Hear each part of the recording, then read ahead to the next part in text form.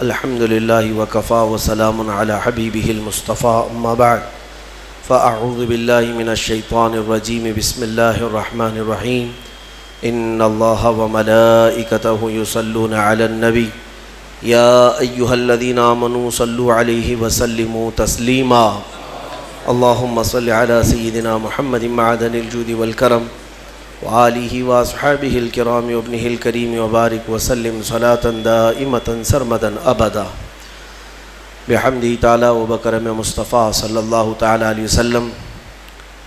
آج کی شب میں قرآن عظیم کے 2/3 حصے یعنی 20 پارے مکمل ہو چکے ہیں۔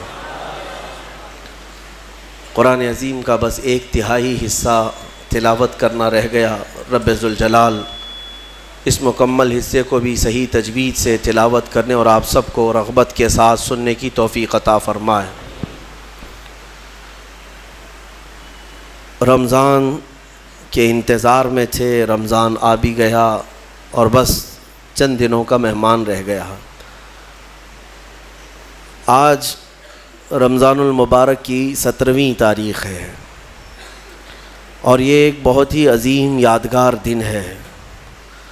آج کا یہ دن اور آج کی یہ شب ہم اسلام کی پہلی جنگ غزوہ بدر، شہدائے بدر، اصحاب بدر کے نام آج کی ہم یہ محفل کو منسوب کرتے ہیں، اس لیے کہ جو اصحاب بدر رضوان اللہ تعالی علیہ مجمعین ہیں ان کی بڑی فضیلت آئی ہے، قرآن میں ان کا ذکر آیا اور اللہ تبارک و تعالیٰ نے ان کے متعلق فرمایا کہ بدر کے میدان میں بہت تھوڑی سی تعداد میں تم تھے لیکن اللہ نے تمہاری مدد کی۔ وَلَقَدْ نَصَرَكُمُ اللَّهُ بِبَدْرٍ وَأَنْتُمْ أَذِلَّةٌ، تم بہت کم تھے تعداد میں اور اللہ نے تمہاری مدد کی۔ فَلَمْ تَقْتُلُوهُمْ وَلَكِنَّ اللَّهَ قَتَلَهُمْ، اللہ فرماتا ہے جب تم دشمنوں کو مار رہے تھے تو تم نے نہیں قتل کیا، اللہ نے قتل کیا۔ صحابہ کے کام کو اللہ نے اپنا کام قرار دیا۔ وَمَا رَمَيْتَ إِذْ رَمَيْتَ وَلَكِنَّ اللَّهَ رَمَى، اللہ فرماتا ہے جب تم تیر پھینک رہے تھے تو تیر تم نے نہیں، اللہ نے چلایا۔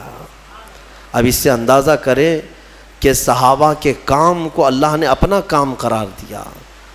تو یہ اصحاب بدر رضوان اللہ تعالی علیہ مجمعین کا ذکر خیر باعث برکت ہے اور بہت سارے امور کے لیے یہ اکسیر ہے۔ اصحاب بدر کی ان کے ناموں کی تلاوت برسہ برس سے بزرگان دین کرتے آئے، یہاں تک کہ اولیاء اکرام نے یہ تک لکھا ہے کہ اکثر اولیاء اکرام وہ ہیں جو صرف اصحاب بدر کے ناموں کی تلاوت کرنے کی وجہ سے اللہ نے انہیں ولایت عطا فرمائے، ولایت عطا فرمائی۔ بہرحال آج ہم اس جنگ عظیم کے متعلق تھوڑی سی گفتگو آپ کے سامنے رکھتے ہیں۔ تاریخ دہرائی جاتی رہے گی اور ہم اپنے بچوں میں یہ باتیں اس لیے منتقل کرتے رہیں گے کہ الحمدللہ ہمارا ماضی استقامت سے بھرا ہوا ہے، ثبات سے، نہ ٹلنے والے نوجوانوں سے۔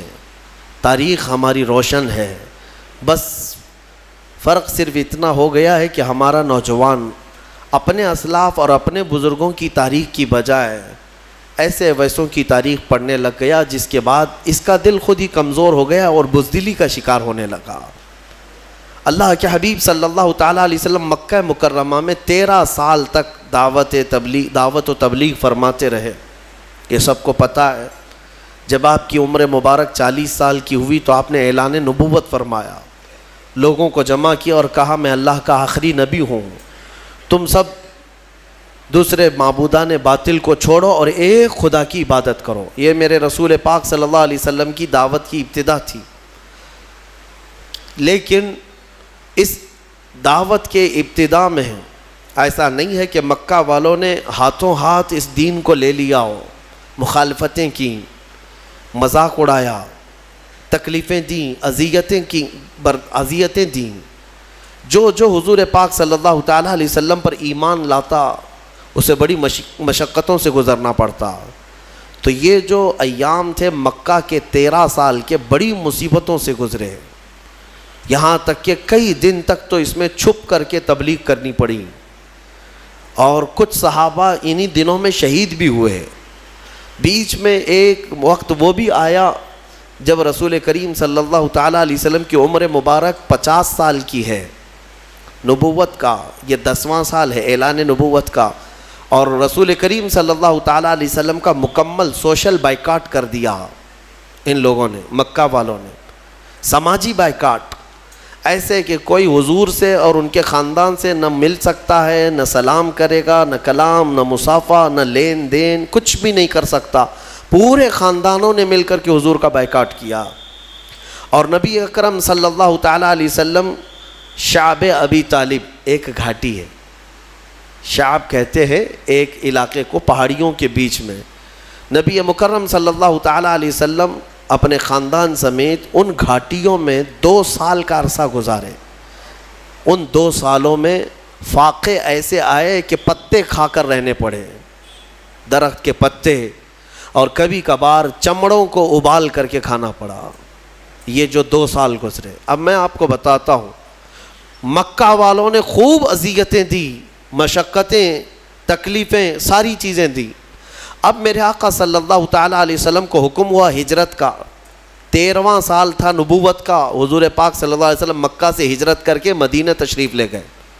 توجہ چاہتا ہوں آپ کو، یہ جنگوں کے متعلق جو بہت سارے پروپیگنڈے پھیلائے رہتے ہیں کہ اسلام صرف جنگوں سے پھیلا ہے، ان کے ہاں جہاد ہی جہاد ہے۔ کیوں کیا ہے جنگ اور کیوں ہوئی ہے جنگیں؟ جہاد ہوئے کیوں ہیں؟ میں آپ کو بتاتا ہوں۔ حضور پاک صلی اللہ تعالیٰ علیہ وسلم مکہ چھوڑ کر کے گئے، 13 سال ان کی مصیبتیں برداشت بھی کیا، غلام صحابہ حضور کے مار بھی کھائے، پیٹے گئے، کئی شہید بھی ہوئے۔ اب وطن بھی چھوڑ دیا، اب بچا کیا؟ گھر چھوڑ دیا، وطن چھوڑ دیا، جائیداد چھوڑ دیا، خاندان چھوڑ دیا، اور جو حضور کے چاہنے والے صحابہ تھے انہوں نے بھی مکہ چھوڑ دیا، مدینے چلے گئے۔ اب مدینے کیوں گئے تھے؟ کہ سکون سے رہ سکیں۔ 450 کلومیٹر دور جا چکے میرے آقا صلی اللہ علیہ وسلم مکہ والوں سے، لیکن مکہ والوں کی شرارت تو دیکھیں۔ یہ جتنے کفار و مشرکین ہیں ان کو پیدائشی کیڑے ہوتے ہیں، ایمان والوں کو ستانا ان کے خمیر میں ہوتا ہے۔ یہ ایسا نہیں ہے کہ ان کو چھیڑو تو یہ ہمیں پریشان کرتے ہیں، بلکہ نہ چاہتے ہوئے بھی یہ چاہتے ہیں کہ ایمان والوں کو چھیڑ خانی کرتے رہیں، کسی طرح سے ان کو تکلیف دیتے رہیں۔ پہلے سے یہ چیز ان کی خمیر میں رہی ہے۔ مکہ کے مشرکین کے پاس اب بیس کیا تھا حضور سے لڑنے کا؟ کوئی چیز تھی؟ حضور تو وطن بھی چھوڑ دیے، اپنا گھر چھوڑ دیا، صحابہ بھی چلے گئے۔ اب مدینے جب میرے آقا صلی اللہ تعالیٰ علیہ وسلم گئے تو وہاں میرے آقا صلی اللہ تعالیٰ علیہ وسلم نے ایک نئی زندگی کی شروعات فرمائی، صحابہ کو لے کر ایک نئی سلطنت کا اسٹیبلشمنٹ ہوا۔ لیکن ایسے نہیں ہے کہ باضابطہ طور پر کوئی بادشاہت ہو، نہیں، بلکہ مسجد بنائی گئی، باضابطہ اسلام کا ایک تبلیغی دور کا نیا آغاز ہوا۔ اب ان ظالموں نے وہاں پر بھی سکون سے رہنے نہیں دیا۔ مکہ کے کفار کیا کرتے؟ ایک ایک جتھا بنا کر کے آتے تھے، ٹولے لے کر کے، اور جب صحابہ کرام مدینے کے کھجوروں کے باغیچے میں کام کر رہے ہوتے تو جا کر کے ان کو مار دیتے یا ان کے درخت جلا دیتے اور پھر بھاگ جاتے تھے مکہ۔ یہ شب خون مارنا اس کو کہتے ہیں۔ کہاں جا کر کے کر رہے تھے؟ مدینے جا کر رہے تھے۔ اب مجھے بتاؤ کیڑے کس کے پاس ہیں؟ بہت میں سوچ سمجھ کر کے بات کر رہا ہوں، توجہ چاہتا ہوں۔ ہمیشہ سے مشرکین کی فطرت یہ ہوتی ہے کہ ایمان والوں کو چین و سکون سے رہنے نہ دیا جائے، پھر سارا الزام ان کے اوپر ڈالا جائے بعد میں کہ مسلمان چھیڑتے ہیں، مومنین چھیڑتے ہیں۔